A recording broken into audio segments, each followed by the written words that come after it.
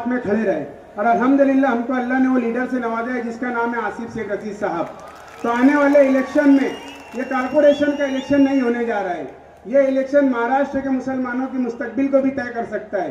तो आप सबसे यही गुजारिश है कि आसिफ शेख रशीद साहब के हाथ को मजबूत कर कर आने वाले वक्त में मालेगांव शहर को जिस तरीके से तरक्की की राह पे जाने के लिए रोका गया है और तुम्हारे हमारे बच्चों को जिस हार से रुलाया गया है, तो उस हार के बदले को लेने के लिए आप सब एक होकर मेरे नौजवान साथियों से मैं गुजारिश करता हूं कि आसिफ शेख रशीद साहब का हाथ को मजबूत कर लें। और इस उम्मीद से मैं आपसे गुजारिश करता हूं कि यहां से लेकर कोने तक के ये हाथ उठाकर बोले कि आसिफ शेख रशीद साहब के साथ आप है कि नहीं है। आप सबसे यही गुजारिश है कि आने वाले वक्त में आसिफ शेख रशीद साहब के हाथों को मजबूत करिए, क्योंकि आसिफ शेख रशीद साहब अपनी जान को हथेली पर लेकर चल गए। फिरका परस्त ताकतें आसिफ शेख रशीद साहब की जान की दुश्मन बनी बैठी हुई है। तो जब तक तुम और हम इनका साथ नहीं देंगे तो आसिफ शेख रशीद साहब मजबूत नहीं होंगे। इतने ही दो बात बोल के मैं अपनी बात खत्म करता हूँ। शुक्रिया, अस्सलाम वालेकुम। पुरजोर तालियों में इस्तकबाल करें एहसान शेख साहब का। मैं अब उस मुकर्रिर को आवाज दे रहा हूँ जिनकी आवाज और जिनके जुमलों से मुखालफिन थर्रा उठते हैं। रिंग मास्टर असलम अंसारी साहब को आप लोगों के दरमियान पेश कर रहा हूं कि आए और अपनी बातों को रखे। असलम अंसारी साहब।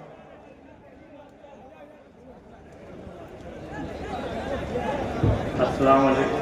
सिर्फ 2 मिनट का टाइम मिला है, 2 मिनट में क्या बोलूं क्या नहीं बोलूं। बहरहाल आज के इस अजीबुस्तान जलसे आम के सदर नवीद खतीब साहब, सामने बैठे हुए सभी इस पार्टी के छोटे बड़े वर्कर और जिम्मेदार आसिफ शेख रशीद साहब, मैं सिर्फ कारपोरेशन की एक बात बोल के आप लोगों से विदा होऊंगा कि अभी आप लोगों ने कोई वीडियो में देखा होगा कि आसिफ साहब बोल रहे हैं निहाल नगर की तरफ कोई रास्ता, कोई झोपड़पट्टी उखाड़ने की बात थी।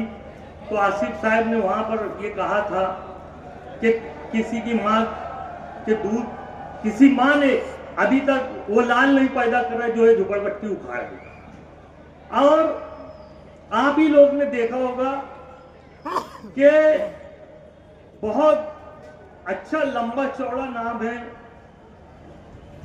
मस्जिद के इमाम और क्या क्या क्या क्या, मेरे को तो आता नहीं, इतनी गाली उर्दू मेरी है नहीं जितना आनी सदर साहब बोल लेते हैं। वहां पर अतिक्रमण आया था। आप लोगों ने देखा होगा कि जामिया मस्जिद के बाजू में जहां पर मटका बिक रहा था वो अतिक्रमण वहां से उठाया गया। तो ये आमदार है, ये एमएलए है, ये बोल रहे थे बुनकर लॉन्च से जलसे में कि मुझे कारपोरेशन भी दो। 1 साल का बजट एमएलए का 5 करोड़ होता है और कारपोरेशन का 1000 करोड़ होता है। बताओ 5 करोड़ में शहर को खड्डर बना दिया, 1000 करोड़ लेके ये क्या करेगा। और वहां अतिक्रमण आता है। इनके राज में, इनके दौर में हमारी मेंबरी खत्म होने को 2022 13 जून को हमारी मेंबरी खत्म हुई। कम से कम आज 3.5 साल हो चला है।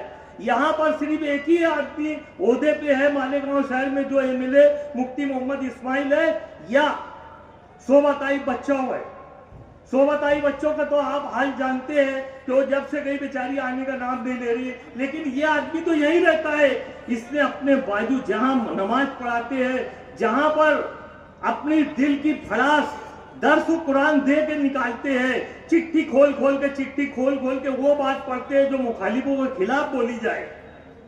ये वहां का अतिक्रमण नहीं बचा पाए जबकि वो बाजार है। मैं अगर यहाँ पांव पटकूं उसके नाम से तो कमिश्नर के अच्छे को वो काम रोकना पड़ेगा, वो अतिक्रमण रोकना पड़ेगा। ये मेरे पांव का असर है। अभी तो शेख आसिफ को पांव बाकी है।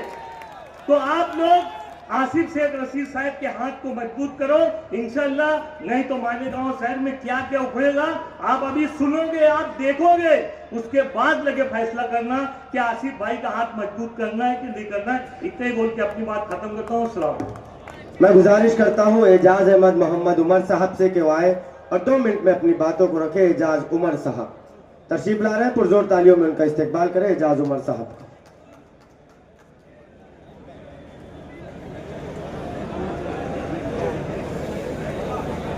औज़ु बिल्लाहि मिनश शैतानिर रजीम, बिस्मिल्लाहिर रहमानिर रहीम, नहमदु व नुसल्ली अला रसूलिहिल करीम, अम्मा बाद।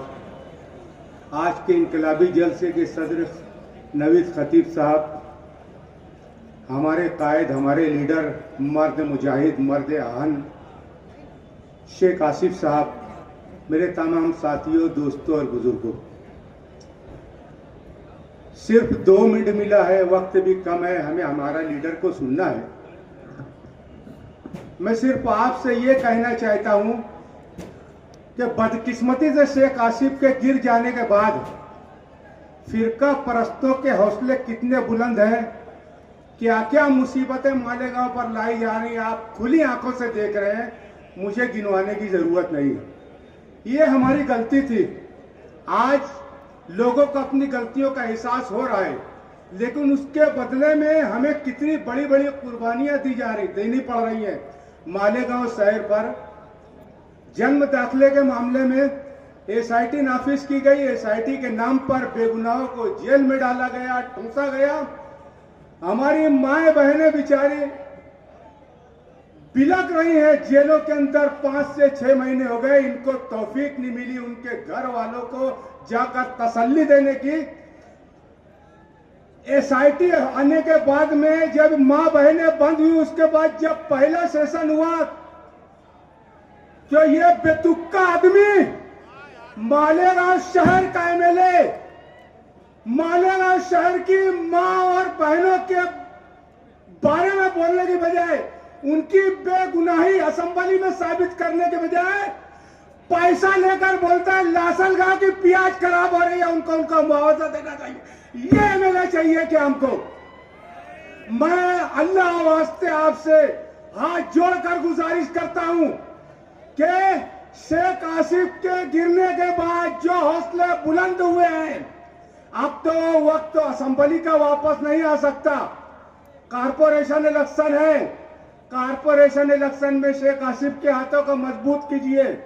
कारपोरेशन इलेक्शन से बहुत सारी चीजें वाबस्ता हैं। मैं आपको बता दूं, आसिफ साहब एमएलए नहीं होते हुए उनकी जिम्मेदारियां नहीं होता, आज क्या क्या कर रहे हैं एसआईटी के बारे में, अगर वो नहीं होते तो कई हजार लोग आज सलाखों के पीछे रहते। वो खुद से खर्च कर रहे हैं, जाती खर्च कर रहे हैं, चंदा नहीं करते, खुद मुसीबत ले रहे हैं। मुसलमानों की आंख का कांटा बने हुए हैं, मुसलमान फिरका परस्तों की आंख का कांटा बने हुए। फिरका परस्त बहुत ज्यादा मुसीबत में है। मैं चाहता हूं कि आप हम सब मिलकर उनको ताकत बख्शें, ताकि आने वाले कारपोरेशन इलेक्शन में कम से कम कारपोरेशन के जरिए वो जो आफतें आ सकती हैं, अगर आज हमारा इख्तियार होता, आसिफ भाई के लोग कारपोरेशन में होते, तो कमिश्नर की जुर्रत होती क्या कि वो हमारे खिलाफ केस करे।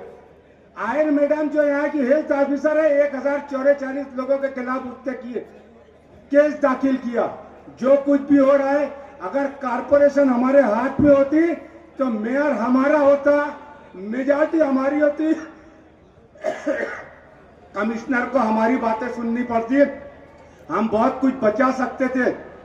कारपोरेशन के थ्रू हम बहुत कुछ बचा सकते हैं। किले की झोपड़पट्टी कारपोरेशन से मुंसलिक है मामला।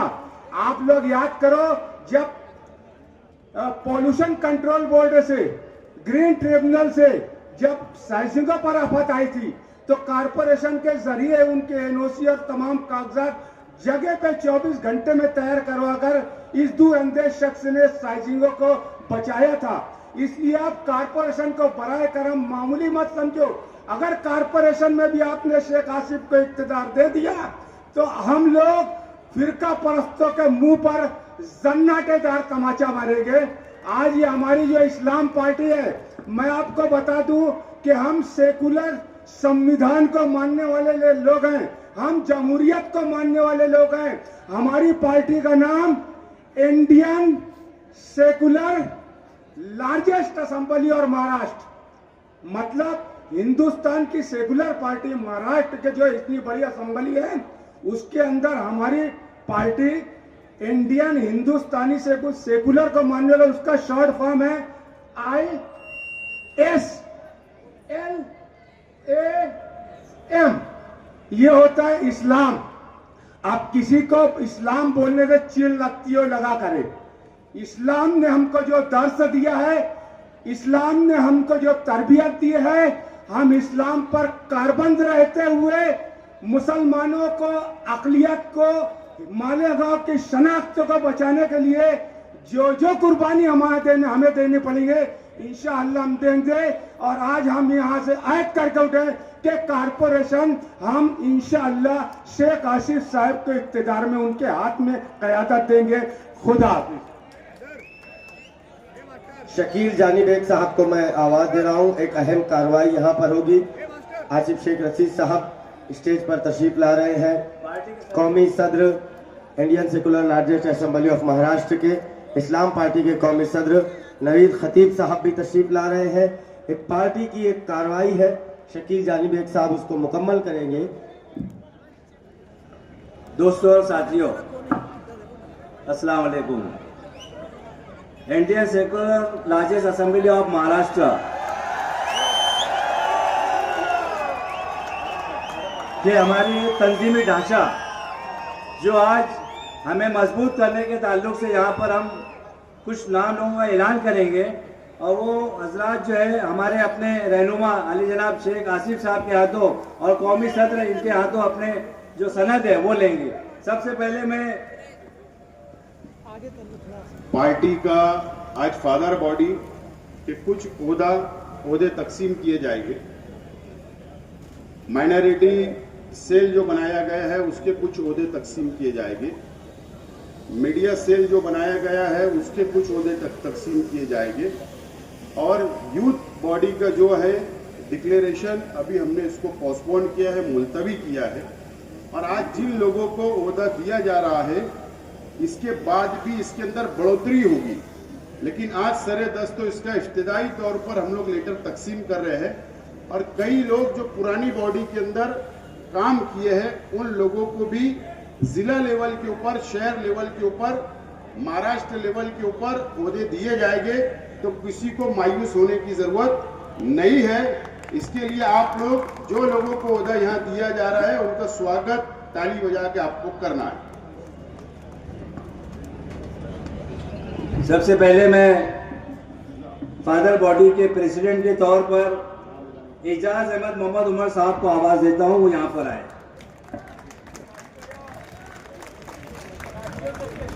इखलाक शाह,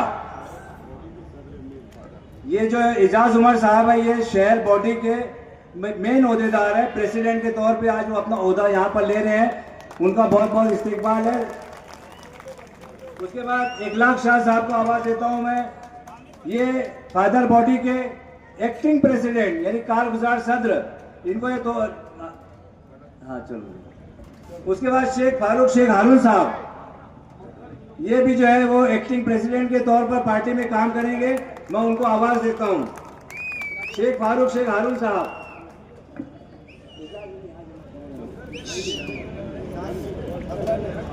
उसके बाद खान सुल्तान यूनुस खान साहब, इनको आवाज दे रहा हूं। आज हम इनको फादर बॉडी का एक्टिंग प्रेसिडेंट के तौर पर ओहदा दिया जा रहा है।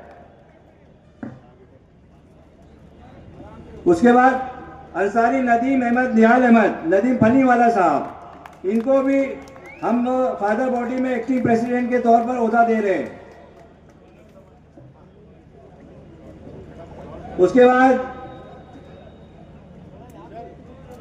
Indian secular largest assembly of Maharashtra का माइनॉरिटी एंड औकाफ ये सेल बनाया गया है, इसके प्रेसिडेंट के तौर पर मेमन मोहम्मद रिजवान मोहम्मद इरफान साहब को आवाज दे रहा हूं। रिजवान मेमन साहब। उसके बाद अंसारी मोहम्मद खालिद मोहम्मद शौकत, ये भी जो है माइनॉरिटी और औकाफ के एक्टिंग प्रेसिडेंट के तौर पर ओहदा संभाल रहे हैं। उसके बाद हाफिज शेख उमर शेख सिद्दीक साहब, हाफिज शेख उमर शेख सिद्दीक साहब आ जाए यहां पर।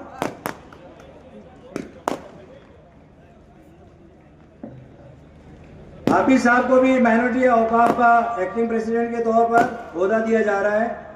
उसके बाद मौलाना मोहम्मद इस्माइल जमाली साहब, वो भी प्रेसिडेंट माइनॉरिटी औकाफ एक्टिंग प्रेसिडेंट। उसके बाद शेख अहमद शेख शब्बीर उर्फ मुन्ना वायरमैन, इनको भी प्रेसिडेंट एक्टिंग के तौर पर माइनॉरिटी एंड औकाफ का ओहदा दिया जा रहा है। उसके बाद हाफिज मोमिन सफवान अंजुम, वो भी यहां पर आ जाए, इनको भी एक्टिंग प्रेसिडेंट के तौर पर माइनॉरिटी औकाफ का ओहदा दिया जा रहा है। उसके बाद मोहम्मद फरीद मोहम्मद हनीफ कुरैशी, इनको प्रेसिडेंट सोशल मीडिया सेल उनका सदर बनाया गया है। शेख मुबशिर शेख मुजम्मिल, इनको भी सोशल मीडिया सेल का एक्टिंग प्रेसिडेंट बनाया गया है। अंसारी इश्तियाक अहमद मुश्ताक अहमद उर्फ इश्तियाक 45, उनको भी सोशल मीडिया सेल का एक्टिंग प्रेसिडेंट किया जा रहा है। उसके बाद अंसारी शफीक अहमद वकील अहमद शफीक बॉक्सर, इनको भी सोशल मीडिया का इंचार्ज बनाया गया है। साथ ही साथ रईस अहमद शेख यूनुस रईस उस्मानी साहब, इनको इस पार्टी का स्पोक्स पर्सन मालेगांव सिटी ये ओहदा दिया जा रहा है, ये तर्जुमानी करेंगे पार्टी की। उसके बाद अनीस अहमद इकबाल अहमद अनीस अजहर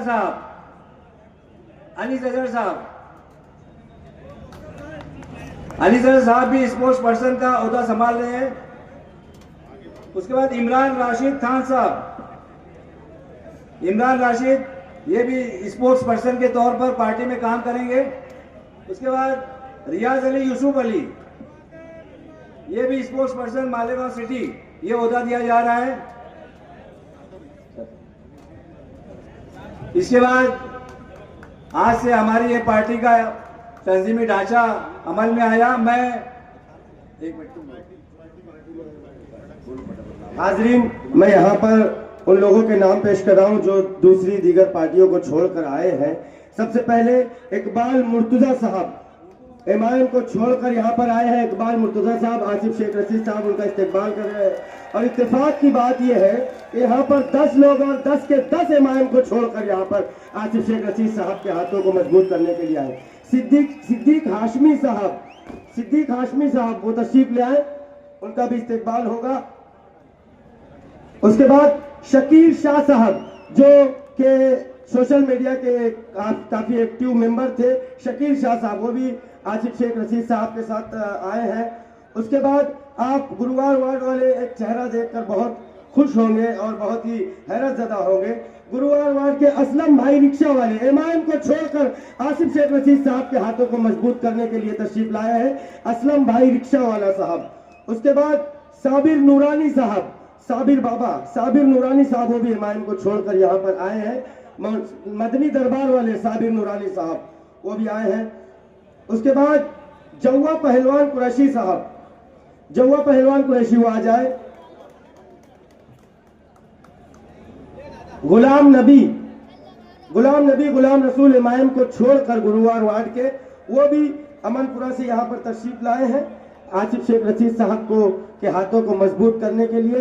अब मैं गुजारिश करूंगा मजलिस इत्तेहादुल मुस्लिमीन के ऑफिस सेक्रेटरी सोशल मीडिया के इंचार्ज हामिद हुसैन साहब तशरीफ ला रहे हैं, वो भी एमआईएम को छोड़कर और शहर के मौजूदा एमएलए को छोड़कर आसिफ शेख रशीद साहब के हाथों को मजबूत करने के लिए। हामिद हुसैन कोई अनजाना चेहरा नहीं है, पुरजोर तालियों में इस्तेकबाल करें। ये शख्स आसिफ शेख रशीद साहब के हाथों को मजबूत करने के लिए यहाँ पर तशरीफ लाया है। सभी लोगों का यहाँ पर इस्तेकबाल हुआ।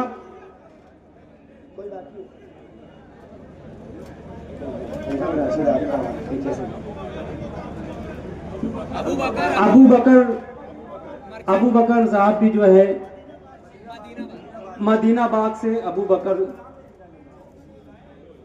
इनका भी हम इस्तकबाल करते हैं। आइए अब इस मौके पर हम हमारे और आपके महबूब लीडर जिन्हें शेर मालेगांव तो कहा जाता था, लेकिन अब मैं ये कहूंगा कि आइए इस्तकबाल करते हैं शेर महाराष्ट्र आली जनाब आसिफ शेख रशीद साहब का कि मैं इनकलाब पसंदों के कबील से हूँ, जो हक पे डट गया उस लश्करे कलील से हूँ। मैं यूं ही दस्तो गरीबा नहीं जमाने से, मैं जिस जगह पे खड़ा हूँ किसी दलील से हूँ। पुरजोर तालियों में इस्तकबाल करें। आरिफ पहलवान उर्फ आरिफ हटेला साहब, उनका भी इस्तकबाल यहाँ पर किया जाता है।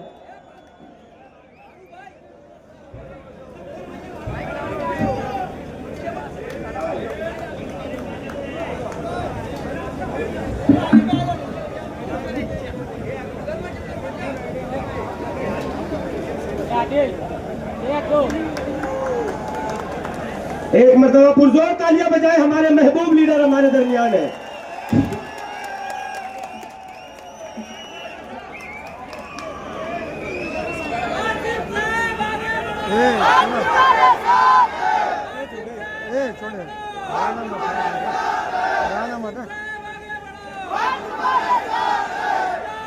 आज के इनकिलाबी जलसे आम के सदर मोहतरम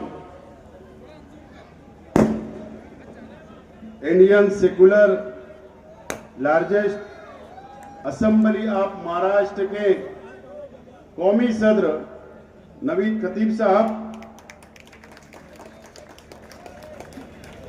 मेरे सामने तशरीफ फरमा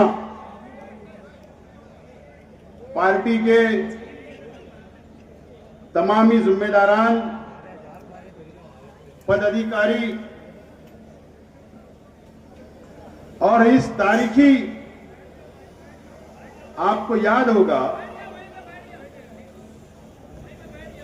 जलसे का ऐलान की तारीख का जब मैंने ऐलान किया तो उस वक्त मैंने कहा था कि तारीखी जलसा होगा। अल्लाह का करम है कि आप लोगों ने तारीखी बनाया कि तारीखी जलसे के अंदर मौजूद तमाम ही मेरे नौजवान साथी, बुजुर्ग हजरत और जहां तक मेरी आवाज जा रही है ऐसी तमाम ही मेरी मां और बहनें, और आज एक बड़ी तादाद के अंदर हमारे मीडिया के साथी आए, तमाम ही हमारे मीडिया के साथी और तमाम ही बाहर गांव से आए हुए नेशनल मीडिया के हमारे तमाम ही साथी,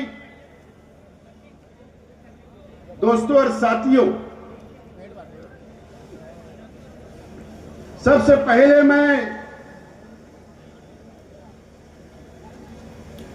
आप तमाम ही नौजवान साथियों का, शहर की आवाम का और पार्टी के जिम्मेदारान का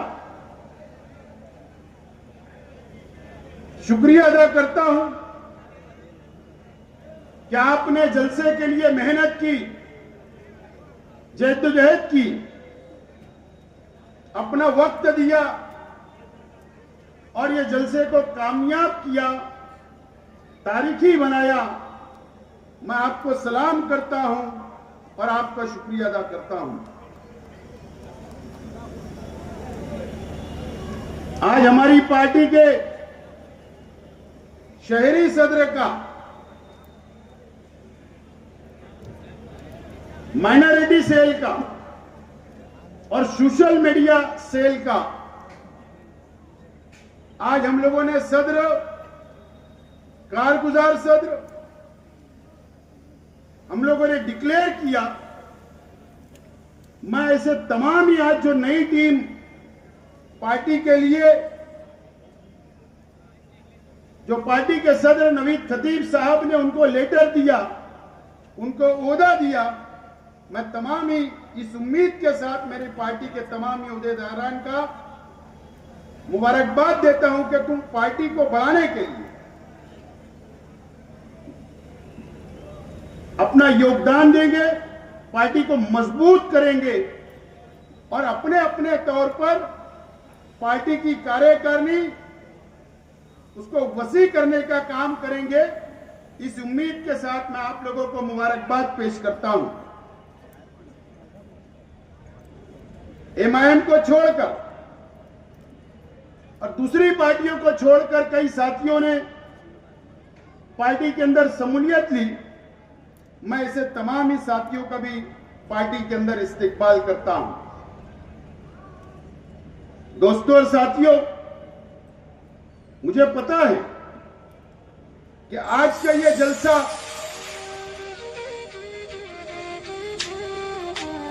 महाराष्ट्र के अलग अलग शहरों के अंदर लाइव सुना जा रहा है। शहर घरों के अंदर मेरी मां बहनें लाइव सुन रही है। जो लोग महाराष्ट्र के अंदर अलग अलग शहरों के अंदर इस जलसे को सुन रहे हैं, मैं उनका भी इस्तेकबाल करता हूं, शुक्रिया अदा करता हूं। और जब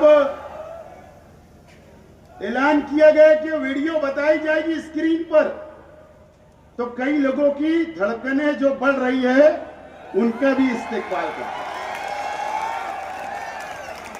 बहरहाल मेरे साथियों ने बोल दिए छोले की चटनी, ओरल, ठीक है, मैं उनका भी शुक्रिया अदा करता हूं कि मेरी पूरी तकरीर सुनना। दोस्तों और साथियों,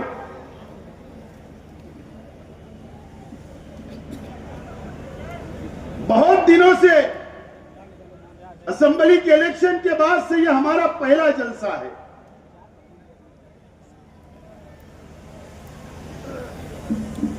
और महाराष्ट्र के अंदर, शहर के अंदर हमारी पार्टी को फिरका परस्त पार्टी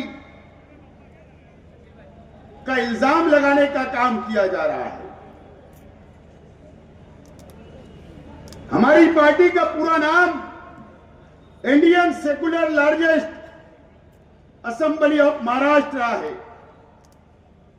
उसका शॉर्ट नाम इस्लाम है। अगर यह पार्टी फिरका परस्त होती, अगर यह पार्टी संविधान को हटकर होती,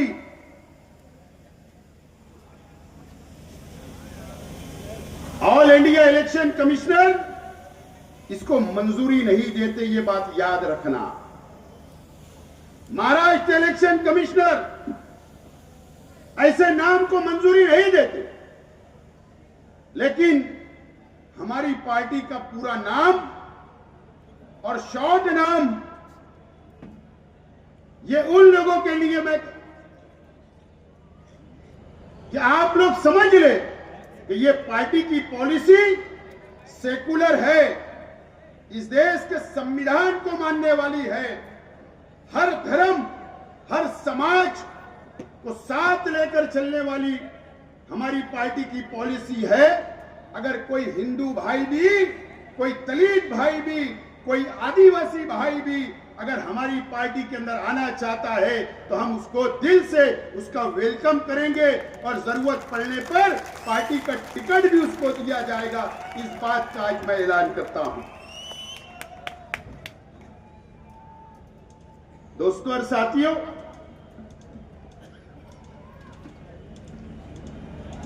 आज मुझे आप लोगों से बहुत बातें करनी है, खास तौर पर शहर की आवाम से, महाराष्ट्र की आवाम से।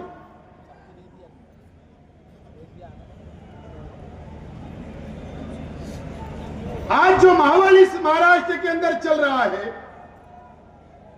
आज जो इस मुल्क के अंदर जो माहौल चल रहा है,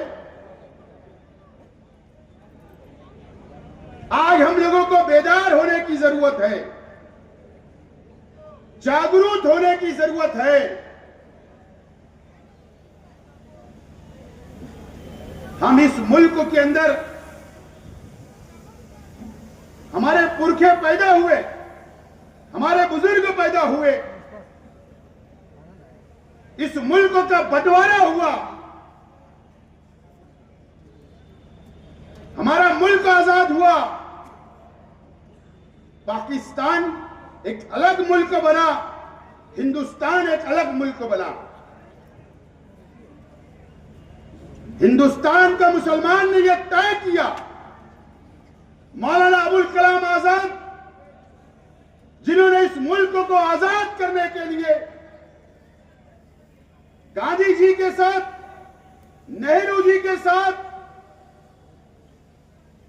इस मुल्क की आजादी के लिए लड़ाई लड़ी, और जब इस हिंदुस्तान का बंटवारा हुआ तो मौलाना अबुल कलाम आजाद दिल्ली की जामा मस्जिद की सीढ़ियों से उन्होंने इस देश के मुसलमानों से कहा, यह मुल्क हमारा है, हमको पाकिस्तान नहीं जाना है। उनकी आवाज के ऊपर, हमारे उलमाओं की आवाज के ऊपर हिंदुस्तान के मुसलमानों ने इस मुल्क से मोहब्बत की, इस मुल्क में रहना पसंद किया। यह मुल्क हमारा अपना मुल्क है। आजादी के बाद अलग अलग सरकारें आई, अलग अलग हुकूमतें आई, हमको इंसाफ मिला नहीं मिला, हमारा हक मिला नहीं मिला, ये माजी की बातें हैं, उसमें कोई रोशनी डालने की जरूरत नहीं है। लेकिन आज इस देश के अंदर, इस महाराष्ट्र के अंदर 2014 के बाद से 2014 के बाद से central government Bharatiya Janata party की बनती आ रही है। महाराष्ट्र के अंदर 2014 से आज तक 2.5 साल महाविकास आघाड़ी की सरकार रही। अगर उतना वक्त छोड़ दे तो आज तक भारतीय जनता पार्टी और शिवसेना की सरकार इस महाराष्ट्र के अंदर आई है। हम लोग जायजा ले, मंथन करें कि 2014 के बाद से एक विशेष समाज के लिए, विशेष धर्म को टारगेट करने का काम, बदनाम करने का काम, अत्याचार करने का काम, हमारे खिलाफ अलग अलग कानून बनाने के काम 2014 से आज तक होते आ रहे हैं।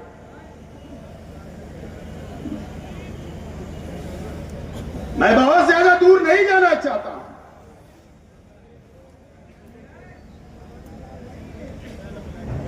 अगर आपको इस शहर को बचाना है, खास तौर पर मैं नौजवान साथियों से कहना चाहता हूं, अगर आपको इस शहर को बचाना है, मैं महाराष्ट्र के अल्पसंख्यक समाज से कहना चाहता हूं कि अगर इस महाराष्ट्र को हमको बचाना है, इस देश के संविधान को बचाना है, इस देश के अंदर हिंदू मुस्लिम एकता को अगर बचाना है, तो आपको बेदार होने की जरूरत है, आपको मंथन करने की जरूरत है, इस देश के संविधान की रक्षा करने की जरूरत है। और इस शहर के मुसलमानों को, इस शहर के हिंदू भाइयों से मैं कहना चाहता हूं कि अगर इस शहर को बचाना है तो आपको बेदार जागृति लाने की जरूरत है। ये बात बोलने के लिए आज मैं आपके सामने खड़ा हुआ हूं। दोस्तों और साथियों, मैं चाहता हूं आपके सामने स्क्रीन पर 9 वीडियो बताई जाएगी। ताली बजाने की जरूरत नहीं है, यह हमारे लिए ये 9 वीडियो आप देखने के बाद जागरूक हो जाओगे, आप बेदार हो जाओगे, आपको समझ में आएगा कि हमारे साथ इस महाराष्ट्र के अंदर असेंबली के चुनाव के बाद, अभी जो 8 महीना पहले असेंबली के चुनाव हुए, इस महाराष्ट्र के अंदर हमारे साथ क्या क्या हुआ, कितना जुल्म हुआ, ये 9 वीडियो ये बात की साबित कर देगी और आप बेदार हो जाओगे, आप जागरूक हो जाओगे। मुझे उम्मीद है ये वीडियो सुनने के बाद मैं तफसील आपसे और बात करूंगा, लेकिन सबसे पहले आपको एक एक वीडियो सुनना जरूरी है और मैं आपको वीडियो सुनने के बाद एक एक मिनट बोलूंगा और उसके बाद मैं मुकम्मल तकरीर करूंगा और उसके बाद किसका किसका समाचार लेना है उसके बाद हम समाचार लेंगे। मैं चाहता हूं कि पहली वीडियो बताए। गोरक्षकांवरती होणारे हल्ले, धर्मांतरण तसंच हिंदू समाजावरती होणारा अन्याय हे मुद्दे पुढे करत सकल हिंदू समाजानं या मोर्चाचं आयोजन केलेलं आहे आणि मोठी गर्दी झालेली आहे। आज मालेगाव एक मिनट हिंदू, ये आवाज काहे के बीच में आ रही है? कोई आवाज ना लगाए, खामोशी से सुने। गोरक्षकांवरती होणारे हल्ले, धर्मांतरण तसंच हिंदू समाजावरती होणारा अन्याय हे मुद्दे पुढे करत सकल हिंदू समाजानं या मोर्चाचं आयोजन केलेलं आहे आणि मोठी गर्दी झालेली आहे। आज मालेगावमध्ये हिंदू सकल मोर्चामध्ये भाजपचे आमदार नितेश राणे या मोर्चाचं नेतृत्व करतात। मालेगावातल्या हिंदूचा जन आक्रोश या मोर्चाच्या निमित्ताने बाहेर येतोय। सातत्याने हिंदूंवर या मालेगाव शहरामध्ये होणारे हल्ले, मंदिरामध्ये नमाज पढण्याचा प्रयत्न, आमच्या भुईकोट किल्ल्यावर वाढता असलेला अतिक्रमण, गौरक्षकांवर जे सातत्याने जे हल्ले होत आहेत, म्हणजे इकडचा हिंदू असुरक्षित आहे आणि त्या हिंदूला आमचं हिंदुत्वादी सरकारचे प्रतिनिधी म्हणून आम्ही आधार देण्यासाठी आलोय, ताकद देण्यासाठी आलोय, पोलीस यंत्रणेला एक संदेश देण्यासाठी आलोय की राज्याचे उपमुख्यमंत्री देवेंद्र फडणवीसजी, जे गृहमंत्री पण आहेत, राज्याचे मुख्यमंत्री शिंदे साहेब, हे सगळेजण कडवट हिंदू आहेत आणि त्यांच्या राज्यामध्ये कोणीही हिंदूला वाकड्या नजरेने बघेल तर तो या राज्यामध्ये राहणार नाही, हा संदेश देण्यासाठी आम्ही आलेलो आहे। ये है नितेश राणे। जब ये मालेगांव ये शख्स आया तो ये शख्स ने, जब ये एमएलए था, मालेगांव के अंदर आकर जन आक्रोश हिंदू सभा के नाम पर मोर्चा निकला मालेगांव शहर की धरती पर। उसमें मुसलमानों के खिलाफ जहर उगलने का काम किया गया। इस तरीके की दादागिरी करने का काम किया गया, उसका जवाब आज तक शहर के एमएलए ने नहीं दिया। ये बात मैं आज आपको बताने के लिए वीडियो बता रहा हूं। दूसरी बताओ, तुम्हाला अगर नाही जमत असेल तर मी एक दिवस मी बुलडोजर आणतो तर चला तुम्हाला होऊन द्या, कायद्याने सुव्यवस्थेचा प्रश्न करायचा हे जबाबदार तर तुम्ही लोक आहे। तुम्हाला अगर बुलडोजर नाही चालवायचं असेल तर आम्ही तरी घेऊन येतो एक सकाळी आणि मला न सांगता उडून टाकतो सर्वांना। हो गया, अटक गई क्या? हो गया क्या रे भैया, अटक गई? हो गया सर, हो गया। ये मालेगांव शहर का किला है, कॉरपोरेशन के बाजू का।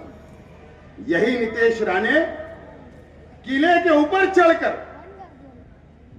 उस वक्त के कमिश्नर गोसावी साहब को लेकर मीडिया के सामने किला झोपड़पट्टी के तरफ उंगली बताकर, निशान बताकर कमिश्नर को दम देता कि अगर आपने नहीं उखाड़ा तो मैं बुलडोजर लाकर उड़ा दूंगा, अतिक्रमण निकाल दूंगा। ऐसा जुमला नहीं है, उड़ा दूंगा। उस वक्त भी ये शहर के एमएलए, उस वक्त भी एमएलए थे। ऐसी हिम्मत नितेश राणे की हुई कि मालेगांव शहर के अंदर आकर किले पे चढ़कर झोपड़पट्टी उखाड़ने की बात की गई। तीसरी बता, तो हिंदी में सांगतो वापिस एक बार अगर हमारे रामगिरी महाराज के तरफ गांडू ना समझ लो पाहिजे ना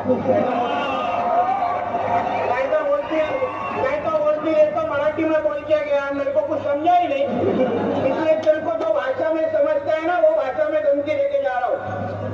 हमारे रामगिरी महाराज के खिलाफ अगर कुछ भी मस्ती तुम लोगों ने किसने भी की तो तुम्हारे मस्जिदों के अंदर आके चुन चुन के मारेंगे, इतना ध्यान में रखो। ये नीतीश राणे इस महाराष्ट्र के अंदर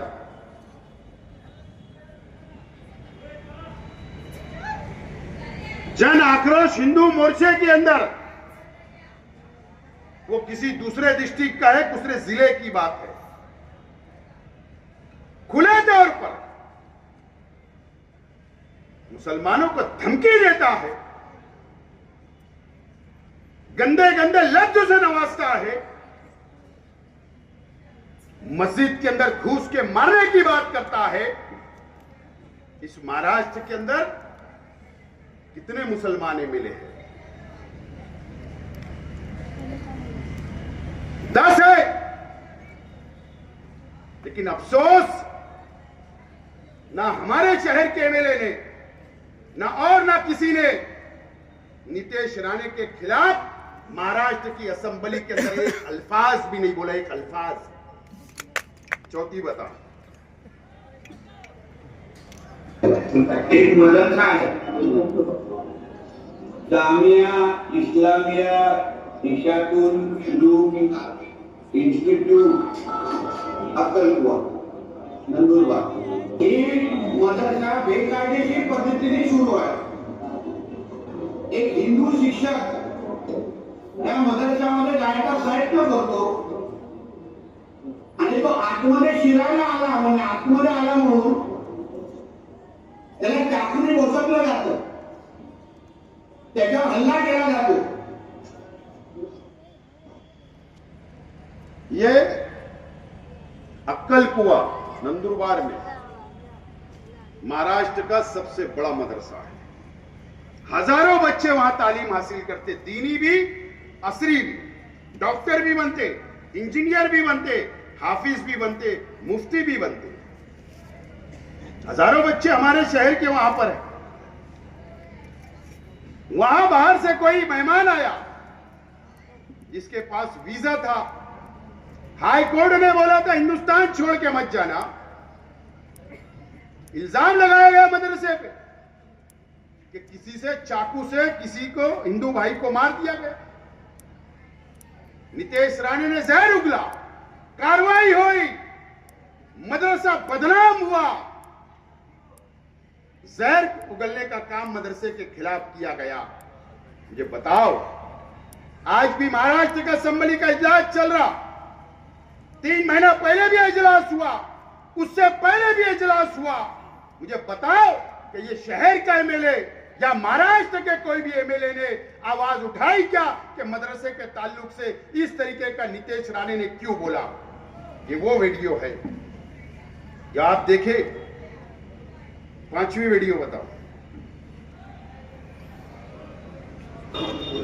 आज तो मस्जिद में से लगभग ऐसा मान लो कि 780 मस्जिदों ने लाउड स्पीकर निकाल दिए हैं।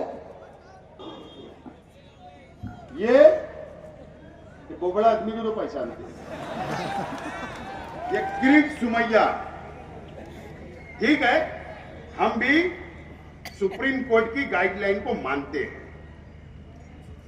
हमको भी कानून समझता है। यह बंदा मुंबई के अंदर मस्जिद घूम रहा है, लाउड स्पीकर निकालने की बात कर रहा है और मुंबई पुलिस कार्रवाई कर रही है। उसने खुद कहा कि कई 100 भोंगे मस्जिद से उतार लिए गए। मुझे बताओ आप, अरे असेंबली इजलास चल रहा है, सब खामोश है। ये सिर्फ मुंबई की वीडियो, अभी आगे भी देखो, आगे भैया 6ठी वीडियो। आजपासून भोंगा मुक्त महाराष्ट्र अभियान त्याचा पाठपुरावा मी चालू केला आहे. भोंगा मुक्त मुंबई झालं. मुंबई पोलिसांनी 1500 बेकायदेशीर भोंगे मशिदीवरून खाली उतरायला लावले. आता महाराष्ट्रात पण ठिकठिकाणी मशिदी कोणत्याही प्रकारची परवानगी न घेता दिवसात रोज 5 वेळा मुंबई उच्च न्यायालयाचा निर्णयाचा भंग करतात.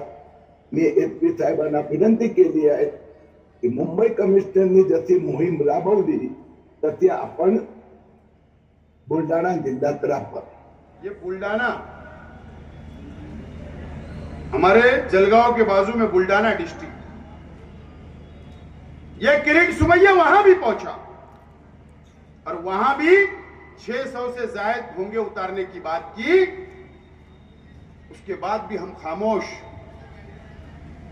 महाराष्ट्र असेंबली के अंदर एमएलए खामोश है. जो पार्टियां दम भरती है कि हम सेकुलर है, एक अल्फाज नहीं बोला गया. आगे बता भैया.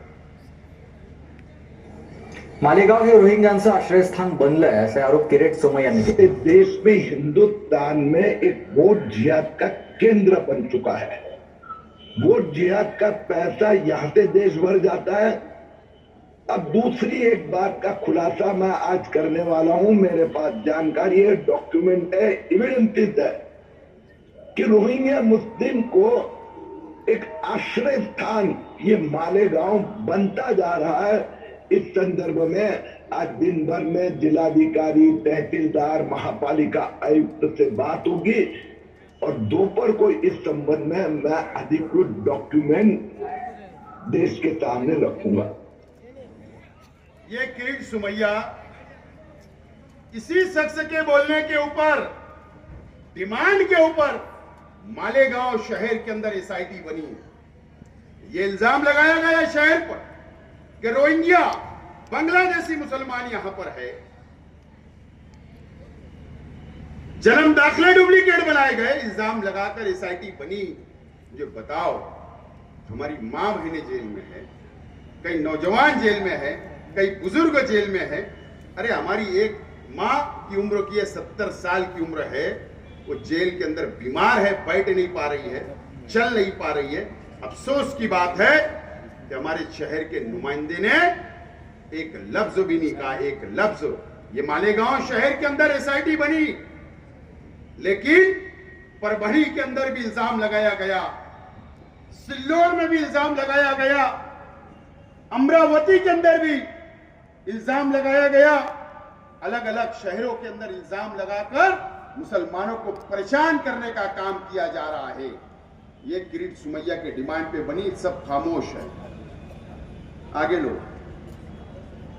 दगडफेकीमध्ये 21 अधिकारी आणि अंमलदार जखमी झाले. या गोंधळाच्या परिस्थितीनंतर पोलिसांनी कडक बंदोबस्तात पुन्हा पहाटे दर्गा हटवण्याची कारवाई पूर्ण केली. परिस्थिती नियंत्रणात असली तरी परिसरात मोठ्या प्रमाणात पोलीस बंदोबस्त तैनात करण्यात आलाय. दगडफेक करणाऱ्यांपैकी काही आरोपींना ताब्यात घेण्यात आलं असून पोलीस आणि फॉरेन्सिक टीमनं घटनास्थळावरून जमावानं फेकलेले दगड. ही जी दर्गा काढण्यात आली आहे मी त्याचं स्वागत करते. गेल्या 25 वर्षांपासून त्या भागातील स्थानिक नागरिक जे आहेत त्याच्यासाठी लढा देत होते. 2000 साली ही दर्गा 2-3 दिवसामध्ये एका रात्रीतून उभारली गेलेली होती. त्याचे अनेक पुरावे वगैरे जे काही होते तिथल्या स्थानिक नागरिकांनी दिलेले होते. दगडफेकी ये नासिक की बात है, अभी की बात है. 3 महीने के पहले वहां पर एक दरगाह थी. ये वहां की MLA है मैडम, BJP की. रातों रात बुलडोजर लगाया गया, रातों रात दरगाह को डिमोलिश कर दिया गया, शहीद कर दिया गया. अरे हमारे जिले की बात है, कोई बोलने वाला नहीं. कई 100 लोगों पर नासिक के अंदर केसेस हुए, झूठे केसेस हुए. कोई खड़े रहने वाला नहीं है. कई लोग डर से फरार हो गए. ये बुलडोजर की सियासत यह हमारे जिले की है, जो दरगाह को शहीद किया गया. कोई बोलने वाला नहीं. आगे बढ़ो. एक बार फिर से आपको नागपुर लिए चलती हूँ, जहां पर नागपुर में बुलडोजर एक्शन शुरू हो चुका है। आपको जानकारी दे दी, नागपुर में हुई हिंसा के मामले में आरोप और जितने भी शक की सुई जिस तरफ जा रही थी वो एक ही शख्स है, वो एक ही नाम है, फहीम खान। और इसलिए फहीम खान की अवैध प्रॉपर्टी पर आज बुलडोजर एक्शन लिया जा रहा है। पुलिस की टीम इस वक्त पूरे बैरिकेडिंग के साथ, दल बल के साथ यहाँ पर मौजूद है। जेसीबी को आपने देखा, जेसीबी भी मोर्चे पर पहुंच चुकी है। अवैध निर्माण को लेकर प्रशासन ने पहले भी नोटिस दिया था। आपको ये कहे कि फहीम खान क्योंकि एक अमुक धर्म से है और क्योंकि ये हिंसा भड़काने का आरोप उनके ऊपर है, इसलिए ये बुलडोजर एक्शन लिया जा रहा है। तो ये दो पहलू है, या तो आप इसे इस तरीके से देख लें कि क्योंकि उनके ऊपर हिंसा भड़काने का आरोप है इसलिए बुलडोजर एक्शन लिया जा रहा है। एक बार ये नागपुर शहर के अंदर 3 महीने पहले फहीम खान नाम का एक सोशल वर्कर है, वहां पर मजहबी भड़काया गया ऐसा इल्जाम लगाकर कई लोगों के ऊपर झूठे केस, कई लोगों को मारा गया। ये फहीम खान जो सोशल वर्कर है उस पर इल्जाम लगाकर उसके घर को, जिस घर के अंदर वो रहता था, बुलडोजर लगाकर डिमोलिश करके गया, तोड़ दिया गया उसके घर को। उसके बावजूद भी पूरे महाराष्ट्र के अंदर खामोश है। उस वक्त तो इजलास चल रहा था, उसके वक्त भी किसी ने नहीं बोला। ये बुलडोजर की सियासत है। आगे बढ़ो। आपल्या समोर आव्हान आहे। आपण आताच बघितलं कशा प्रकारे बांगलादेशी घुसखोर या ठिकाणी आपल्याला अलीकडच्या काळात सापडतायत आणि केवळ सापडत नाहीयेत तर ते कागदपत्र बनवून मतदार याद्यांमध्ये या ठिकाणी घुसतायत। आमच्या किरीट भाईंनी परवा त्या ठिकाणी मालेगावचं उदाहरण दिलं, ज्या मालेगावमध्ये शेकडो नवीन जन्म प्रमाणपत्र अचानकपणे हजारो लोकांना त्या ठिकाणी मिळाले।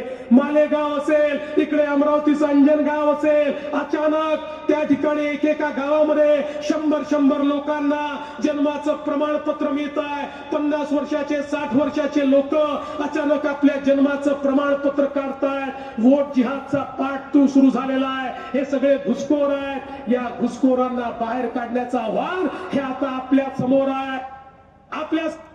ये महाराष्ट्र के मुख्यमंत्री जी है। ये कुछ महीना पहले शिरडी के अंदर आए हुए थे, बीजेपी का जलसा था, सभा थी। उन्होंने वहां पर तकरीर के अंदर ये बात कही कि मालेगांव शहर के अंदर खोटे प्रमाण पत्र, जन्म दाखले बनाए जा रहे हैं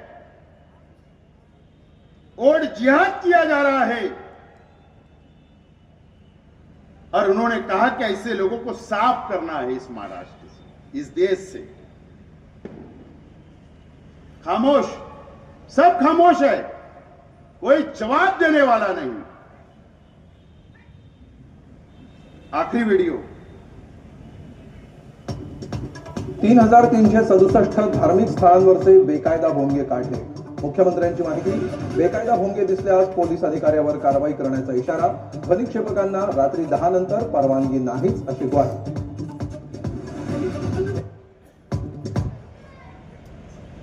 ये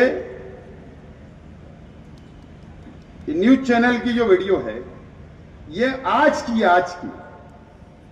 महाराष्ट्र असेंबली का इजलास चल रहा है।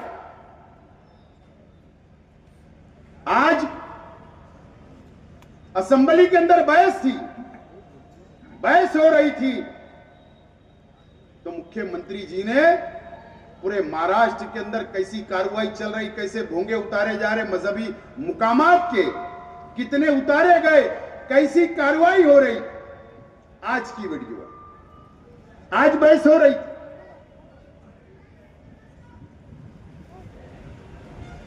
सवाल अब यह है कि हम किसको चुन कर देते हैं, हम किसको चुन कर देते हैं।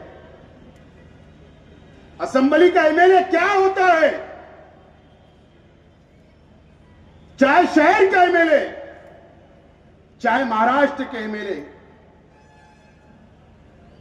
इसीलिए ना कि जाकर वहां पर नुमाइंदगी करे। अगर जुल्म मुसलमानों पर हो रहा है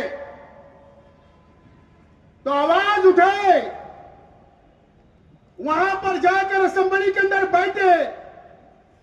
सरकार अगर मुसलमानों के खिलाफ कोई काला कानून बना रही है तो उसका मुंहतोड़ जवाब देने के लिए, मुसलमानों की हिफाजत करने के लिए, जो जिन लोगों ने वोट दिया उनकी हिफाजत करने के लिए एमएलए चुने जाते हैं। आज मुझे बताओ,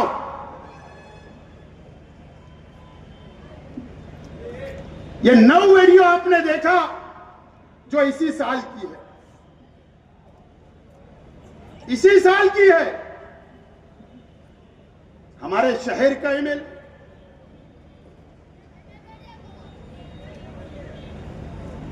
महाराष्ट्र मदरसा बोर्ड के सदर है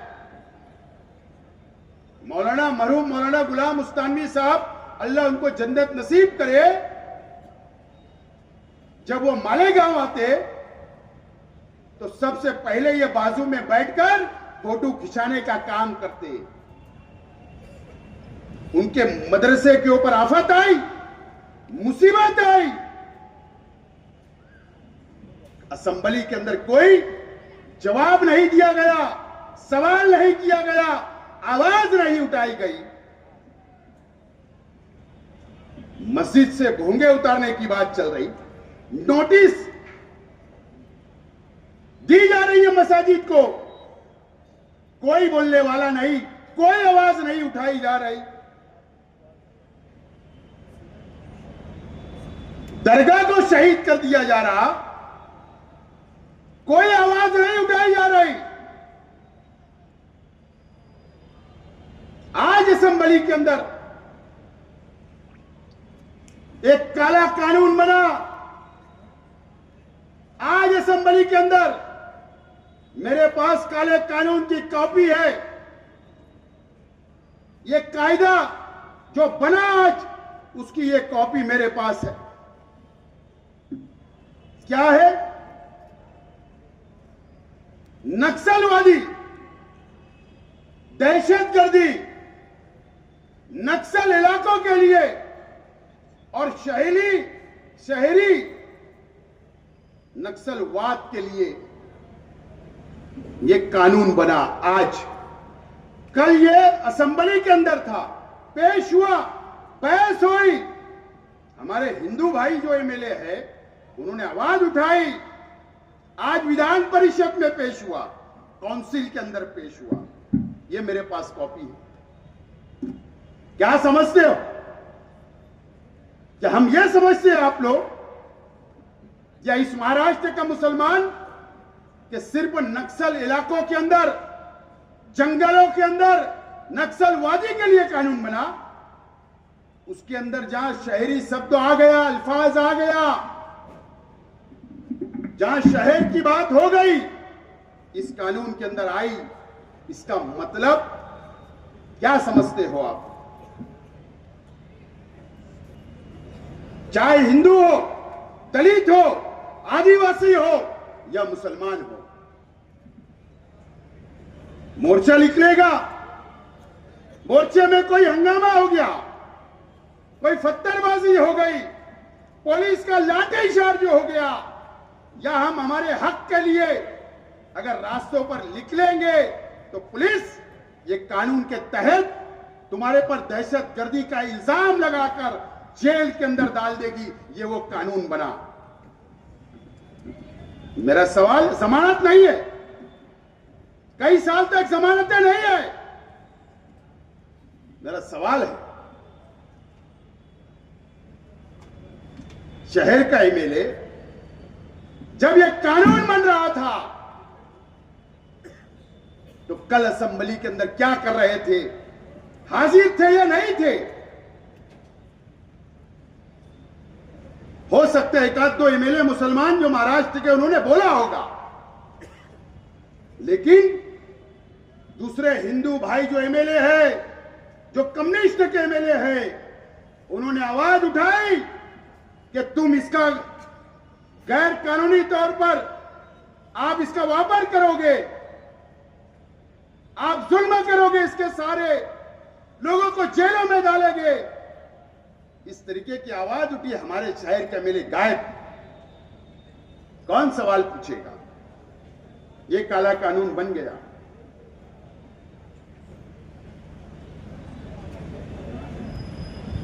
बुलडोजर की सियासत आ गई। बुलडोजर की सियासत आई, कहां से आई?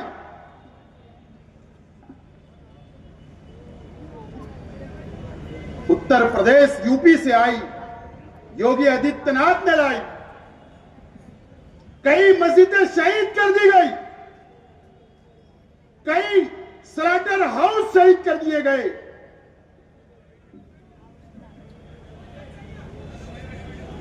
कई माफियाओं के घर को तबाह कर दिया गया। वो सियासत इस महाराष्ट्र के अंदर दस्तक दे दी है। इस महाराष्ट्र के अंदर दस्तक हुई। नागपुर के अंदर शुरू हुआ फहीम खान का घर को शहीद किया गया, दरगाह शहीद कर दी गई बुलडोजर सियासत की। और हमारे शहर तक भी दस्तक आई। किला झोपड़पट्टी को उखाड़ने के लिए तैयारी हो गई। अपने अपने मकान से अपने अपने सामान लेकर जाने लगे। हम माइनॉरिटी डिफेंस कमेटी के लोग, समाजवादी के लोग, हमने शुरुआत की लड़ने की। कोर्ट से स्टे लाया। अल्लाह का करम है कि आज बस्ती कायम है, वही है। ये बुलडोजर की सियासत आ गई, कोई बोलने वाला नहीं। सर्वे नंबर 114 के ऊपर असेंबली के अंदर बहस होती। 9 एकड़ जमीन है, गरीबों के घर है, बुनकरों के कारखाने हैं। एक दिन आएगा वहां भी बुलडोजर खड़ा हो जाएगा, कोई आवाज उठाने वाला नहीं। ये शहर तक दस्तक बुलडोजर की आ गई। कौन नुमाइंदगी करेगा? कौन नुमाइंदगी करेगा?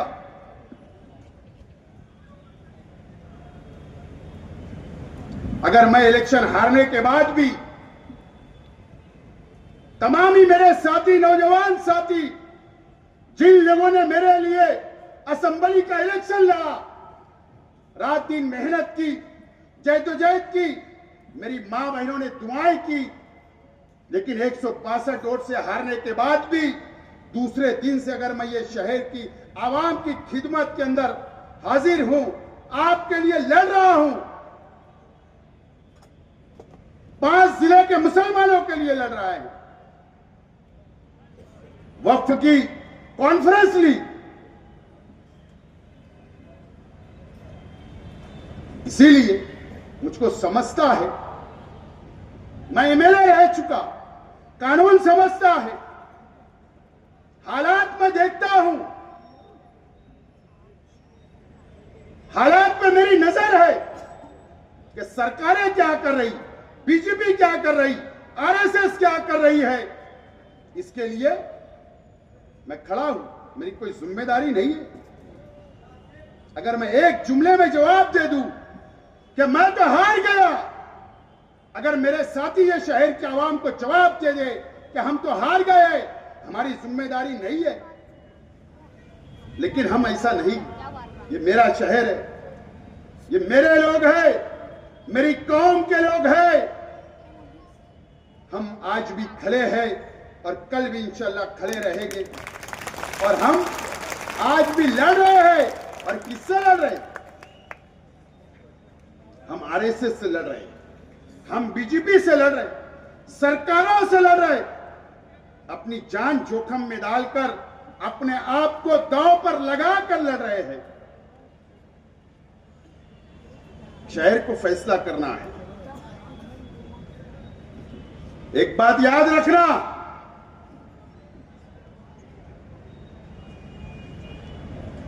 याद रखना मेरी बात,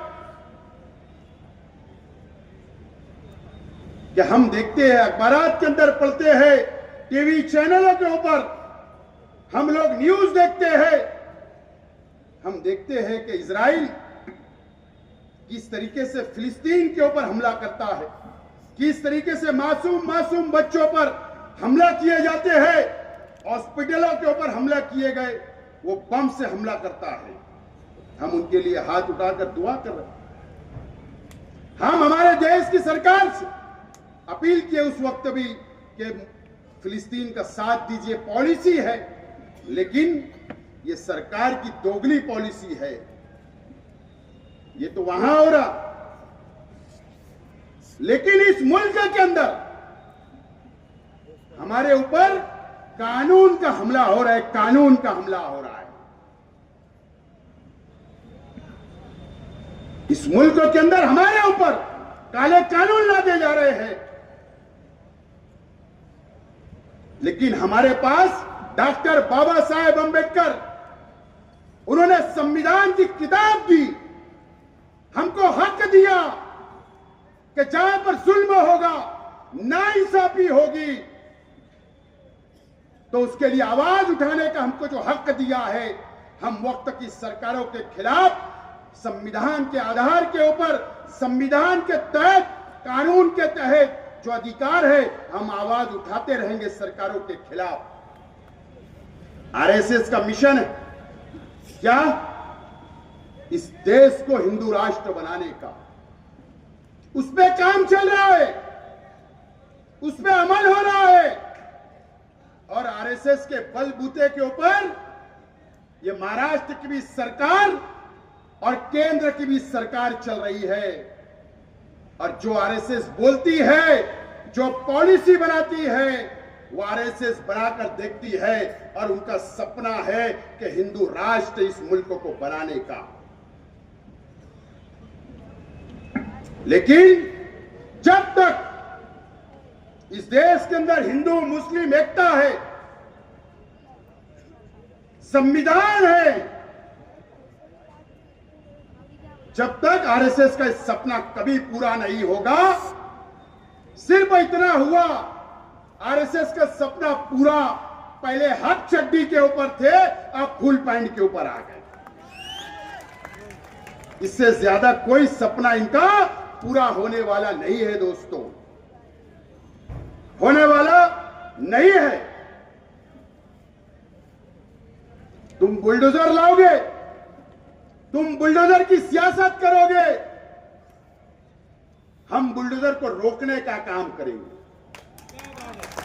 तुम बुलडोजर लाओगे, हम संविधान के तहत, कानून के तहत तुम्हारा बुलडोजर रोकने का काम करेंगे। याद रखना सरकार ने ये बात, याद रखना बीजेपी ने ये बात, तुम्हारा सपना कभी हम पूरा होने नहीं देंगे। और ये शहर को बचाना है, ये शहर को बचाना है।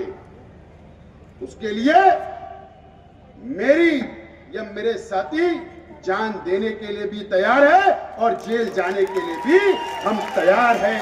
सरकार ने हमको डराना नहीं, पुलिस के जरिए डराना नहीं, एजेंसियों के जरिए दबाना नहीं, डराना नहीं। हम डरने वाले लोग नहीं है, ये बात सरकार ने और पुलिस ने नोट कर लेना। आसिफ साहब आगे बढ़ो। दोस्तों और साथियों, ये शहर की सियासत, ये तमाम ही चीजें आप लोगों ने देखी, तमाम ही लोगों ने ये शहर के अंदर, अगर ये वीडियो देखने के बाद अगर आप बेदार नहीं हुए, ये शहर बेदार नहीं हुआ, शहर के उलमा अगर बेदार नहीं हुए, शहर की मां बहनें अगर बेदार नहीं हुई तो याद रखना, मेरी बात लिख लो, मैं जिंदा रहूं या ना रहूं, ये शहर बर्बाद हो जाएगा, शहर बर्बाद हो जाएगा। माफी के साथ ये शहर की सियासत 2009 से मैं देख रहा हूं, 7 से देख रहा हूं।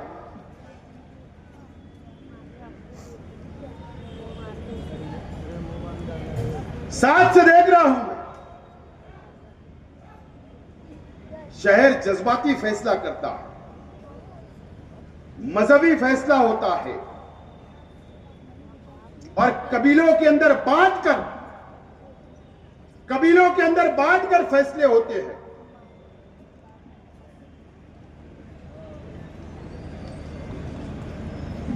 लेकिन नुकसान ये शहर का होता है, ये किसी ने नहीं सोचा, किसी ने नहीं सोचा। शेख आसिफ दूसरे कबीले का है तो उसको वोट इसलिए नहीं देंगे कि दूसरे कबीले का है।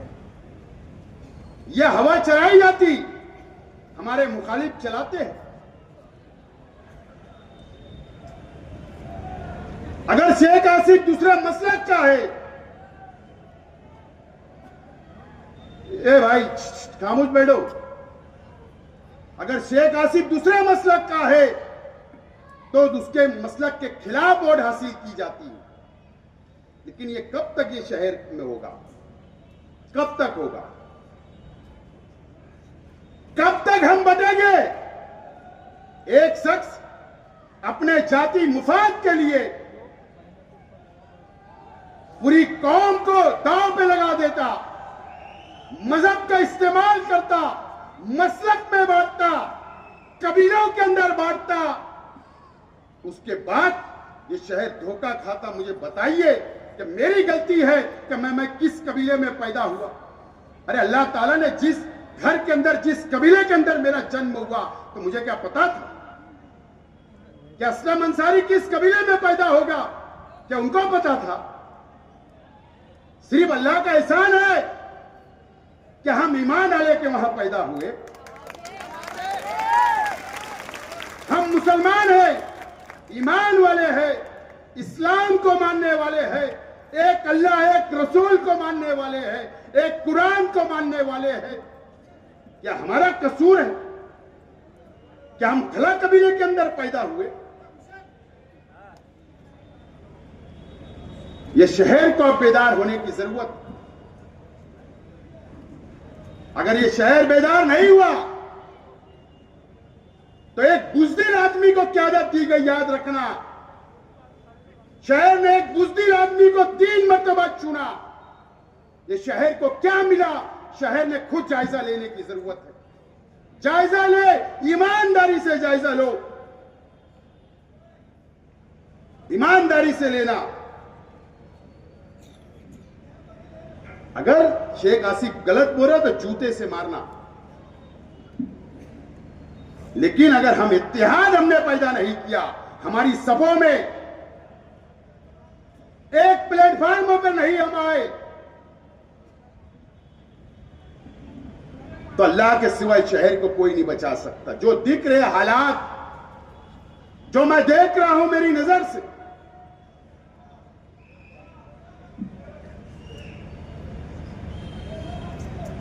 अगर आप लोग चाहते हो, अगर आप लोग चाहते हो, शहर चाहता है, शहर की मां बहनें चाहती है, मैं शहर की मां बहनों से भी एक बात बोलना चाहता हूं कि इलेक्शन आता है, मेरी मां बहनें भी सुने मेरी बातों को। इलेक्शन आता है, आपको इज्तिमा के नाम पर जमा किया जाता है, इज्तिमा के नाम पर आप जाते हो, थोड़ी देर बाद दीन की होती और फिर सियासत की होती। मेरी मां बहनों से भी अपील है कि जरूर इज्तिमा में जाइए, जरूर मजहब को सीखिए, लेकिन जहां सियासत की बात है, अगर कोई होती होगी, आपको कोई गुमराह करता होगा तो खड़े हो जाइए। क्या इस शहर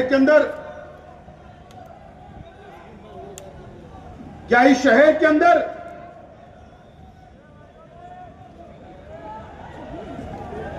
मेरी मां बहनों ने नहीं सुना? यूट्यूब के ऊपर रिकॉर्डिंग नहीं सुनी? अफसोस की बात है, हमारे ऊपर इल्जाम लगाते हो ना, लगाइए।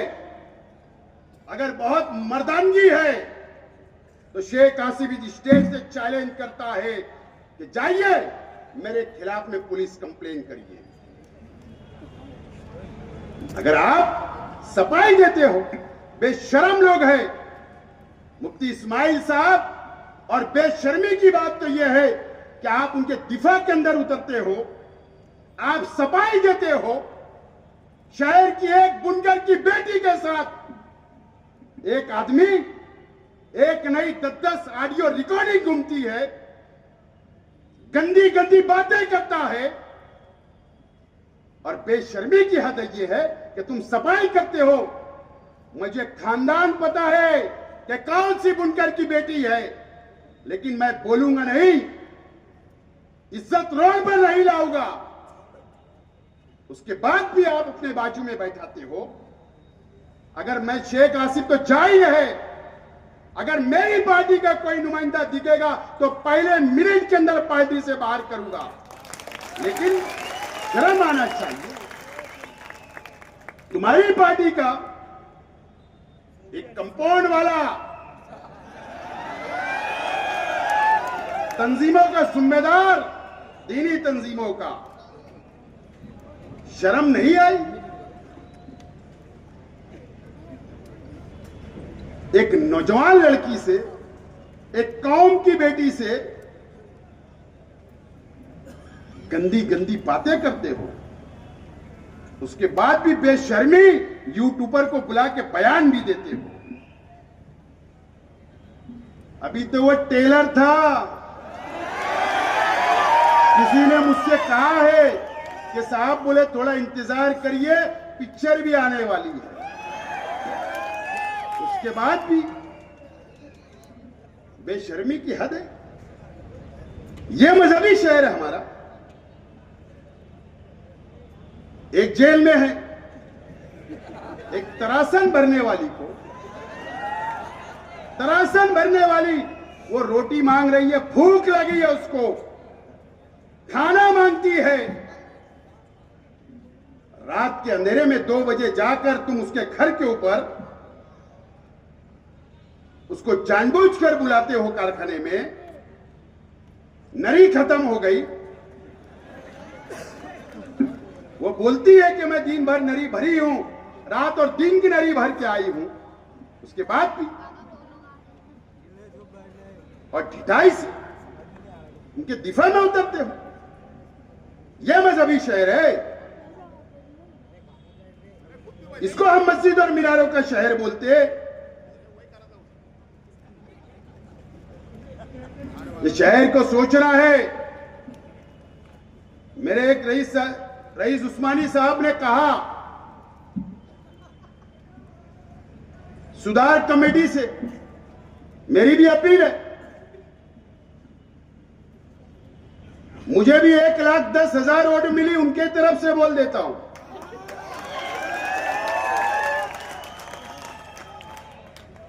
अच्छी बात है, आपको मुबारकबाद। ब्यूटी पार्लर को जो हाजिरी आप लोगों ने ली, अच्छी बात है, मुबारक। ये शहर में नहीं होना चाहिए, लेकिन इंसाफ ये शहर चाहता है, आपसे भी इंसाफ चाहता है, इंसाफ। जो भी हमारे साथी हैं, मैं कोई तनकीद नहीं कर रहा हूं, आवाम के सामने बोलना चाहता हूं। 3 ऑडियो रिकॉर्डिंग जो वायरल हुई, उसके ताल्लुक से कब उनकी क्लास ली जाएगी और ये शहर को इंसाफ दिया जाएगा, और वो हमारी कौम की बेटियों को कब इंसाफ मिलेगा, ये सवाल छोड़कर जा रहा हूं। सुधार कमेटी से भी छोड़ के जा रहा हूं। अब ये जलसा तारीखी हो गया, तो अब हमारे मुखालिफ अब बिरादरीवाद की बात करेंगे। अब हमारे मुखालिफ बिरादरी के नाम पर लड़ाएंगे। ऐसे नहीं माना तो मसलक के नाम पर लड़ाएंगे, झूठ बोलेंगे। हमारे शहर के, माफ करना मैं बहुत बड़ी बात बोल रहा हूं, शहर के एमएलए की 90% बात झूठ रहती है। झूठ बोलने वाला शख्स है, बहुत झूठ बोलता है शख्स। ये बांटेंगे, अगर बढ़ गए इलेक्शन में, कारपोरेशन में, तो मेरा कुछ जाने वाला नहीं है, कुछ नहीं, कुछ बिगड़ने वाला नहीं है, कुछ बिगड़ने वाला नहीं है। आज भी मैं दावत देता हूं तमाम ही बिरादरी को, आज भी मैं दावत देता हूं तमाम ही मसलक के उलमाओं को, आज भी मैं दावत देता हूं बुनकरों को भी, मजदूरों को भी, शहर के छोटे मोटे व्यापार करने वालों को भी, कि आइए, एक मौका आपने खो दिया, दूसरा मौका आपके दस्तक दे रहा है, आपकी चौखट पर, आपके दरवाजे पर कारपोरेशन का चुनाव। मैं जिम्मेदारी से बात बोलता हूं, मैं 10 साल कॉर्पोरेटर रहा, मेयर रहा। अगर इस मर्तबा, अगर इस शहर के आवाम ने गलती की, कारपोरेशन क्यों जरूरी है, क्यों इस्लाम पार्टी को कारपोरेशन का इक्तिदार देना जरूरी है, इसके लिए कि आज जो बनावटी जन्म दाखिले की बात चल रही, हजारों लोगों के ऊपर एफआईआर की तलवार लटक रही है, अगर उसको रोकना है तो कारपोरेशन का इक्तिदार हमको दो। क्यों कि जन्म दाखिला और मैयत का दाखिला कारपोरेशन में बनता है। आज इक्तिदार नहीं है, आज प्रशासक है। अगर आप इक्तिदार दोगे तो कोई बांग्लादेशी या रोहिंग्या ये शहर को बदनाम नहीं कर सकता, क्योंकि ताकतवर लोग, समझने वाले लोग, जवाब देने वाले लोग हमारे साथी है। ये उनका जवाब देने का काम करेंगे। अगर इस शहर को बचाना है तो हमको इक्तिदार देना पड़ेगा इस्लाम पार्टी को। तुम्हारे साथ है, हम एक है। किला झोपड़पट्टी जैसी बस्तियों को अगर बचाना है तो याद रखना, लटकती तलवार कई झोपड़पट्टियों पर है, तो ताकत को से कौन रोक सकता है? हम रोक सकते हैं। इसके लिए जरूरी है इक्तिदार, इसलिए जरूरी है। अभी जनगणना होगी पूरे मुल्कों के अंदर, हर घर के ऊपर कारपोरेशन के लोग जाएंगे, कितने लोग रहते, क्या नाम है, कौन से मजहब से ताल्लुक रखते, कितने बच्चे हैं, कि क्या कारोबार करते, उसका सर्वे होने वाला है। अभी बिहार के अंदर पढ़ रहे हैं ना, इलेक्शन सर पर है, जन्म दाखिले मांगे जा रहे, जन्म दाखिले। जिसका जन्म दाखिला है वही वोट देगा, जिसका नहीं है यादी में से नाम कट। इसका मतलब एनआरसी लग रही और हमको देशद्रोही बोला जाएगा, देश के गद्दार बोले जाएंगे।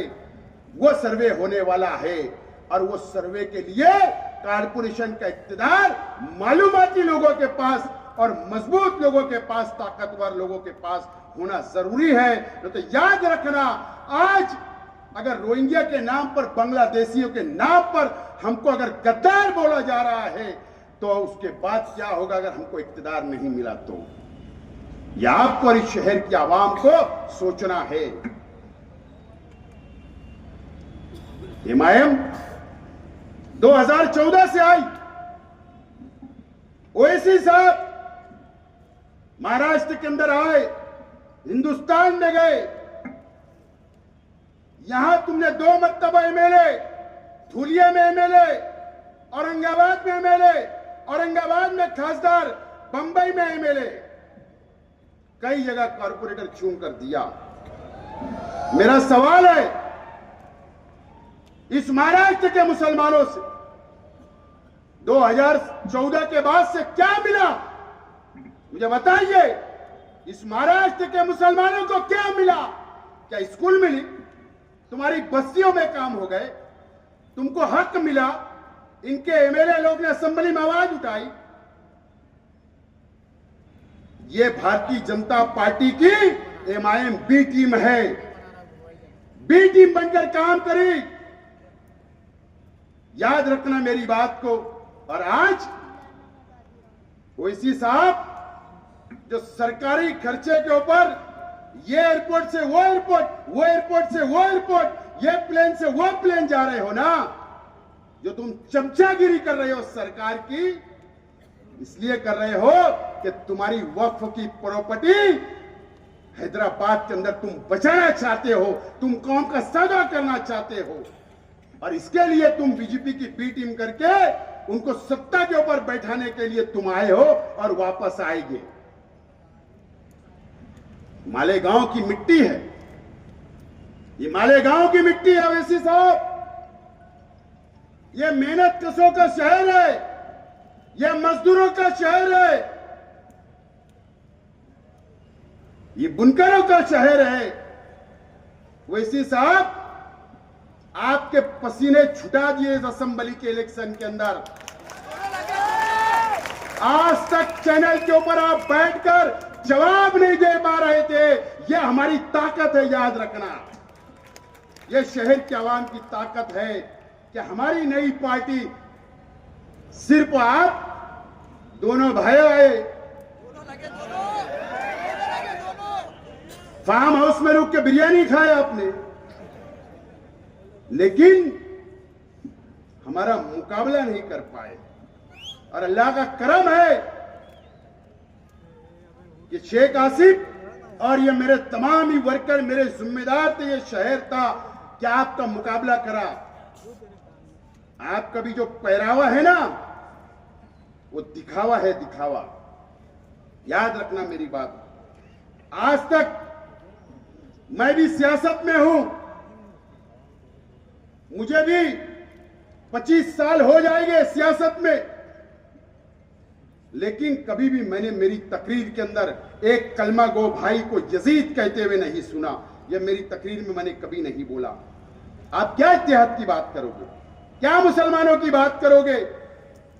तुमने यहां क्यों मुझे यजीद कहा? शर्म नहीं आई कि सिर्फ एक एमएलए चुनने के लिए? और तुम्हारा एमएलए क्या उखाड़ रहा है असेंबली में, उसका हिसाब लो, उसका हिसाब लो। न तो ये वो शहर है कारपोरेशन के इलेक्शन के अंदर आप आना, हिसाब पूछेगा, हिसाब पूछेगा। तो अगर इस शहर को बचाना है, ये महाराष्ट्र के मुसलमानों से मैं बोलना चाहता हूं, मुझे कोई शौक नहीं है, मुझे कोई शौक नहीं है। जहां मेरा जन्म हुआ, मेरी पैदाइश हुई, मैं बड़ा हो रहा हूं, और इंशाल्लाह कब्र भी यही होगी, दफन भी यही होगा।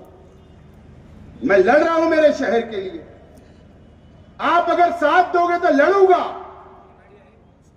लेकिन मैं इस मंच से महाराष्ट्र के मुसलमानों से, दलित भाइयों से, आदिवासी भाइयों से, हमारे हिंदू भाइयों से और मुसलमान भाइयों से अपील करता हूं कि अगर लगता है कि शेख आसिफ और ये पार्टी आपकी नुमाइंदगी कर सकती, तो मुझको आप दावत दो। मैं आता हूं दूसरे शहरों के अंदर, हम लड़ेंगे उन फिरका परस्तों से, उन सरकारों से, आवाज उठाएंगे, संविधान के अधिकार के तहत हम आगे बढ़ेंगे। इसके लिए मेरी तैयारी है। अगर आप लोगों की तैयारी होगी तो जरूर आप हमको दावत दें, हम आपके शहर के अंदर आकर नुमाइंदगी करने के लिए तैयार है। दोस्तों और साथियों, वक्फ कॉन्फ्रेंस हमने ली। मैं ये ज्यादा बातें यहां नहीं बोलना चाहता हूं, लेकिन अपील करता हूं तमामी मस्जिद, मदरसा, कब्रिस्तान, ईदगाह के जिम्मेदारान से कि 13 तारीख को उर्दू घर में एतवार को दोपहर 2 बजे 2 नुमाइंदे हमने बुलाए। वहां पर हमारे मसाजिद के मसाइल, कब्रिस्तानों के मसाइल, मदरसे के मसाइल हम लोग लेकर सर जोड़कर बैठने वाले हैं। वहां पर आइए और ये रोहिंग्या और बांग्लादेश के खिलाफ आप रोड पर उतरना पड़ेगा। किरीट सुमैया के खिलाफ, एसआईटी के खिलाफ अब हक मांगना पड़ेगा संविधान से। पीर के दिन माइनॉरिटी डिफेंस कमेटी की जानिब से एडिशनल कलेक्टर ऑफिस के ऊपर सुबह 11 बजे से 5 बजे तक हम एहतजाजी धरना दे रहे हैं। किरीट सुमैया के खिलाफ, सरकार के खिलाफ, एसआईटी के खिलाफ जो हमको गद्दार बोला जा रहा है, जो इल्जाम लगाए जा रहे हैं, अपनी अपनी मां बहनों के साथ वहां पर पहुंचिए, ये अपील करता हूं। और आप तमाम ही लोगों का शुक्रिया अदा करता हूं इस उम्मीद के साथ। और एक बात, कारपोरेशन का टिकट जो भी पार्टी जिसको भी उम्मीदवार बनाएगी, आप मैं उम्मीदवार हूं, मेरा मुंह देखकर आपको इस्लाम पार्टी का मेयर बैठाना है। ये बात आपको याद रखना है। बहुत बहुत शुक्रिया। खुदा हाफिज, अस्सलाम वालेकुम। वो मर्द मुजाहिद है, इसकी आवाज ही यलगार है। तरक्की कल भी इसका नारा था, आज भी इसकी पुकार है। कमजोरों से कह दो अब वो नहीं रुकने वाला, वो कल भी असरदार था, आज भी असरदार है। पुरजोर तालियां बजाएं आसिफ शेख रशीद साहब के लिए।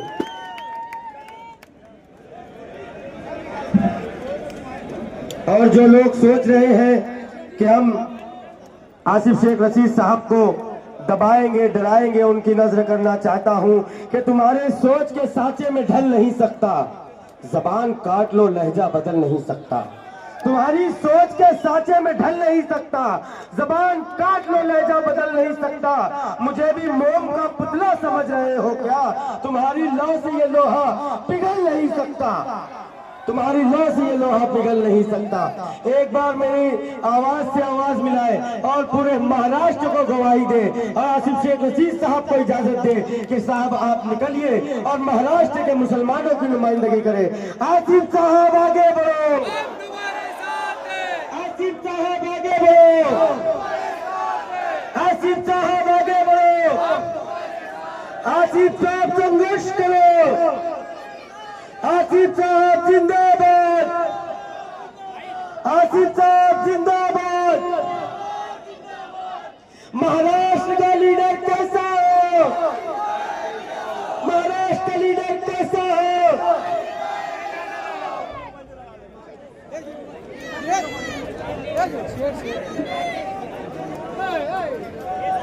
वाला